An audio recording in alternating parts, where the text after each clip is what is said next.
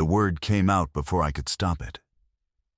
We were standing in the cereal aisle, Diane and I, and she had just reached for the wrong box, the low-sugar granola she always bought even though she'd mentioned twice that she didn't actually like the taste. She just felt like she should. I reached past her for the good one, the one with the honey clusters, and I said, without thinking, without even forming the intention to speak, "No, baby, get the one you actually want." The silence that followed was exactly 3 seconds long. I counted them, not on purpose, the way you count things when time suddenly has texture. She turned to look at me. Her cheeks had gone a color I had no framework for. Her hand was still on the wrong box. Then she said, quietly, like something she'd carried for a long time and had finally set down, "I've waited so long for someone to say that." She hurt herself. She looked away. I stood in that cereal aisle holding the honey granola and understanding, with sudden and complete clarity, that something had just happened that I was not going to be able to unhappen. This is that story. It begins the way most important things do, completely by accident, in a grocery store, on a Tuesday. My name is Marcus Webb. I'm 34. I do architectural drafting for a mid-sized residential firm, which means I spend my days drawing the precise measurements of spaces where other people will live their lives. I find this satisfying in a way I've never been able to fully explain to anyone at a dinner party, so I've mostly stopped trying. My wife's name is Claudia. We met 7 years ago when she rear-ended my car in a parking garage, and then, while exchanging insurance information, somehow talked me into getting coffee to calm down. I married her 2 years later. She is the most charismatic person I have ever met, which is either the best or most exhausting quality in a spouse depending on the day.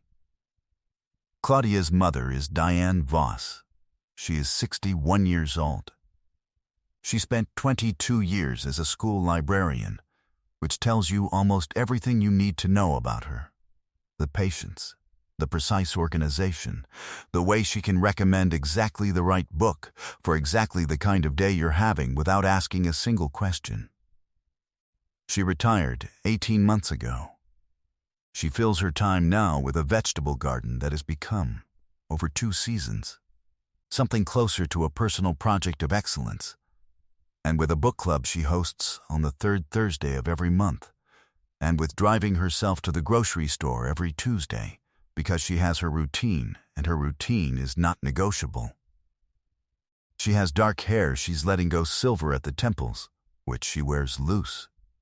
She has reading glasses she keeps in the front pocket of whatever cardigan she's wearing. She has many cardigans. And a habit of tilting her head slightly when she's listening to you that makes you feel, involuntarily, like what you're saying matters. She has been widowed for 4 years. She has not, as far as I know, been on a single date in that time, though Claudia has tried on 3 separate occasions to engineer one. The recurring prop in Diane's life is a small green notebook. She carries it everywhere. She uses it for grocery lists, book recommendations, garden observations, things she wants to remember. The cover is worn soft. The pen tucked into the spine is always the same kind. A fine tip black Uniball, because she bought a box of 48 when she found the kind she liked and is working through them slowly and deliberately, the way she does everything. I had known Diane for 6 years before the cereal aisle. We got along well, better than well. She came to dinner most Sundays. She asked good questions and listened to the answers and remembered the things you told her, which is rarer than it should be. She and I had a specific rhythm that had developed over those 6 years without either of us designing it. She would tell me what she was reading. I would tell her about whatever building project I was working on, and we would each find the other's thing more interesting than we probably should have. Claudia called it the Nerd's Corner. She said it with affection. She was not wrong. I had never in 6 years thought of Diane Voss as anything other than my wife's mother. I want to be honest about that. I had noticed, in the detached way that you notice things you've decided not to look at directly, that she was the kind of woman who made rooms quieter and warmer at the same time, that her laugh, which she gave out carefully, not often, only when something had earned it, was the kind that changed the temperature of a moment. That she was, in the specific way of people who have spent decades in service to other people's curiosity, effortlessly kind in a way that never felt performed. I noticed these things the way you notice the quality of light in a room without thinking about the source. I had not looked at the source. The Tuesday of the cereal aisle was not a planned grocery trip. Claudia had asked me to pick up 3 things on my way home from a site visit that ran long. I texted her from the parking lot. She texted back the list and then added, "Mom's here. She's grabbing a few things too. Maybe you'll run into each other." I found Diane in aisle 7, standing in front of the cereal, green notebook open to her grocery list, pen uncapped, looking at the granola options with the focused attention she brought to most decisions. "Tuesday run?" I said. She looked up. The small, genuine smile. "You're late for a Tuesday." "Site visit," I said. "The clients changed the kitchen again." "Third time?" "Fourth." She made a sympathetic sound and went back to the granola. I picked up the things on Claudia's list and came back because her section of the aisle was between me and the checkout. She had put the low-sugar granola in the basket and was already moving on. That was when I reached past her for the honey cluster box, and the word came out. "No, baby. Get the one you actually want." I have thought, in the weeks since, about where that word came from. My best theory is this. I say it to Claudia constantly, without thinking, the way you say the name of a city you've lived in long enough that it lives in your mouth. It is a word that lives in my mouth. And Diane, in that moment, had the same quality Claudia sometimes has when she's being too practical at her own expense. That slightly resigned reaching for the sensible choice, and my brain, apparently, made a connection my mouth executed before the rest of me could weigh in. That is my best theory. It does not explain the full 3 seconds of silence, or the color of her face, or the specific quiet of what she said next. I've waited so long for someone to say that. She heard it the moment it came out. Her eyes went to the middle distance, the way eyes go when a person is trying to locate the nearest exit from their own sentence. "I just meant," she started. "You don't have to," I said. We both stopped. She looked at the granola. She put the honey cluster box in her basket. Her movements were deliberate, unhurried, the movements of a woman who had decided to be very composed for the next 30 seconds. "Well," she said, to the basket, "it does look better." "The other one tastes like cardboard," I said. "It tastes exactly like cardboard." She agreed. We walked toward the checkout together. We talked about the kitchen clients. We talked about the book she was reading, something about a cartographer in 17th century Amsterdam. We were entirely normal. We were so entirely normal that I would have believed it completely if it were not for the fact that when we reached her car and she unlocked it and put her bags in the back, she paused with her hand on the door, not quite looking at me. "Thank you," she said, "for the granola recommendation." "Any time," I said. She looked at me then, just for a moment. Her reading glasses were in her cardigan pocket, the arms sticking up slightly, and her notebook was in her hand, and she looked at me with an expression I didn't have a word for. Something between gratitude and something older and more complicated, and then she got in her car and drove away. I stood in the parking lot for longer than was reasonable. I did not tell Claudia what happened, not because I was hiding it, Exactly, but because I did not know what it was yet, and naming something before you understand it tends to go badly. I said I'd run into her mother, that we'd walked out together. Claudia said cute, and went back to the show she was watching. That night I lay awake thinking about the 3 seconds of silence, about I've waited so long for someone to say that. She had not been talking about the granola. I understood this completely and immediately, and had been understanding it since the moment it happened. The granola was the exit she was offering us both, and I had taken it, which was the right thing to do. The correct response to a door like that, in a fluorescent-lit grocery store in the middle of a Tuesday, was not to open it. But lying in the dark, I thought about Diane Voss with her green notebook, and her worn cardigan, and her careful single-sugar precision. The woman who recommended books and remembered things and laughed rarely and meant it when she did. And I thought about 4 years of being widowed and 3 engineered dates that went nowhere, and buying low-sugar granola she didn't even like, because she had gotten so accustomed to choosing the sensible thing that she had started doing it out of habit rather than preference. I thought about how long so long actually was. Something in my chest shifted, not dramatically, just enough. I have very poor instincts for distinguishing between feelings that should be examined and feelings that should be filed under absolutely not. This has caused problems before. Sunday dinner came. Diane arrived with a bottle of wine and something from her garden, a jar of preserved tomatoes, which had become a kind of regular offering. She was exactly as she always was. Warm, precise, interested. A little funny in the dry way that came out only in small groups where she felt comfortable. She asked about the kitchen clients. She and I talked about the cartographer book, which I had looked up on Monday and read the first 3 chapters of by Thursday, for reasons I chose not to examine. She didn't mention the grocery store. Neither did I. But at the end of the evening, when I walked her to her car, she reached into her bag and handed me a folded piece of paper, torn from the green notebook. "Wrote down the cartographer book for you," she said, "and 2 others you might like." I took it. Her handwriting was the kind that meant it, each letter formed completely, nothing rushed. "Thank you," I said. She looked at me in the specific way she had in the parking lot. That expression I still didn't have a word for.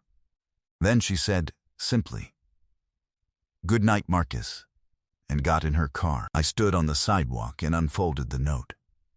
3 titles. Small annotations beside each one in parentheses, a sentence about why each book, what it had in it, what kind of reader it was for. The third one said, I read it twice. I stood on the sidewalk reading it twice, and I thought about what it takes to pay attention to someone long enough to know what they'll love before they know they're looking for it. Something in my chest did not shift. It settled, like a thing returning to where it was supposed to be. 3 weeks later, Claudia was in Boston for a long weekend. Her college roommate's wedding. She had invited me. I had declined due to a project deadline that was real, and she had gone without me in the cheerful way she did most things, because Claudia fundamentally believed the world was arranged to be enjoyed, and acted accordingly. On Saturday afternoon, I drove to the nursery to pick up a specific trailing plant Claudia had been wanting for the front steps. The nursery was 20 minutes away. It passed through Diane's neighborhood. I did not plan what happened next. I want to be clear about this, and the way I am trying to be clear about all of it. I had not called ahead. I had not thought, driving through her neighborhood, that I would stop. And then, I was stopped, parked in front of her house, sitting in the car for a full minute before I could name why I'd done it. Her car was in the driveway. The garden along the front of the house was late autumn tidy, everything cut back, The beds turned. The kind of careful putting to rest that meant she'd been out here in the cold, doing it methodically, section by section, because that was how she did things. I knocked. She opened the door in a garden cardigan and mud on one knee and reading glasses pushed up into her hair. She looked at me the way you look at something you weren't expecting, but recognize immediately. "Marcus," she said. Not "oh" or "what are you doing here?" Just my name. Like a sentence that was already complete. "I was at the nursery," I said. "I was passing through." She stepped back from the door. The kitchen smelled like the soup she'd been making. Something with rosemary, something warm. The green notebook was on the counter, open. The back door to the garden was ajar, and the cold November air was coming through it, and she went and closed it and gestured at the kitchen table in a way that meant sit, without making a production of the invitation. I sat. She made tea. 1 sugar in hers. Without asking, she made mine the same, because she had been paying attention long enough to know. We sat at her kitchen table and talked for 2 hours. I cannot give you the whole of it. Some of it belongs to the room where it happened, but at some point the soup was ready, and she served it without asking, and I ate it without being invited. And neither of us remarked on either of these things, and the afternoon light through her kitchen window went from white to gold to the particular low amber of late Saturday, and I realized I didn't want to leave and had no reason to stay, and both of these things were true at the same time. She was washing the bowls when she said it. Her back to me, the water running. "I've been thinking about the grocery store," she said. I went still. "You don't have to," I said. "I know," she said. "I know I don't have to." She turned off the water. She didn't turn around yet. "I'm not." She stopped. Started again. "I don't know what this is. I'm not sure I'm supposed to know, but I've been thinking about it and I thought I should say that. Because I spent 4 years not saying things I should have said, and I decided I was done with that." She turned around. Her reading glasses were down now, in their proper place. Her hands were dry on the dish towel. I looked at her. At the woman who recommended the right book for the right day without being asked, who wrote careful annotations in a green notebook, who bought the wrong granola for years because she had gotten used to choosing the sensible thing. I said, "I don't know what this is either." She held my gaze for 1 second longer than felt safe. Then she looked at her hands. "Okay," she said. "Diane." She looked up. "I drove through your neighborhood on purpose," I said. "I didn't have a reason. I wanted to see if your light was on." The smallest real smile moved across her face, the careful kind, the one she kept close. "The light was on," she said. "I know," I said. I stood up from the table. I crossed the kitchen to where she was standing. I did not reach for her. I stopped close enough that the decision was hers, entirely, the way it needed to be. The way any decision like this needs to be, after 4 years of a woman choosing sensible things she didn't actually want.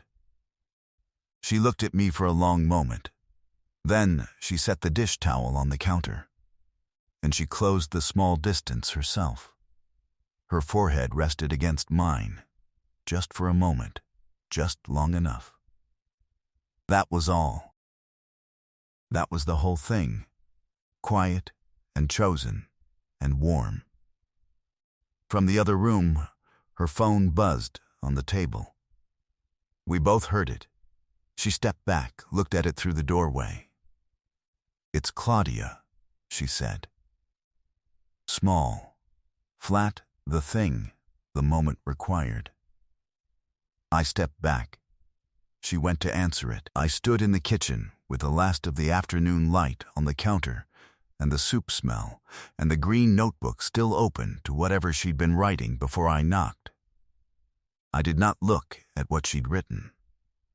But I saw, at the top of the page, my name. I am not going to tell you the whole of what came after, because some of it is not mine to tell, and some of it required time and difficulty and honesty that reduced all of us before it rebuilt us, and because that is not the point of this story. The point of this story is smaller and more specific. 8 months later, on a Sunday, Diane came to dinner the way she always had and brought wine and preserved tomatoes and a new book recommendation written on a piece of green notebook paper folded into my hand at the door. Claudia was in the kitchen. Diane and I stood in the hallway for a moment, and she looked at me with the expression I finally had a word for. It was the look of someone who had, after a very long time, stopped choosing the wrong granola. Not because the right one was easy.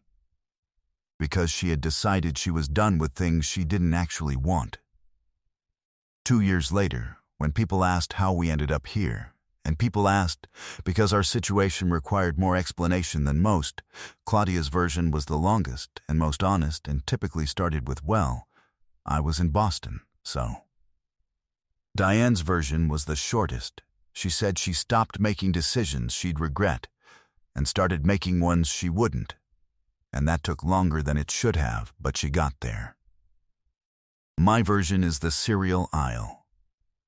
My version is a single word that escaped before I could catch it, landing in 3 seconds of silence, landing in the specific quiet of a woman who had been waiting, without quite knowing she was waiting, for someone to mean it.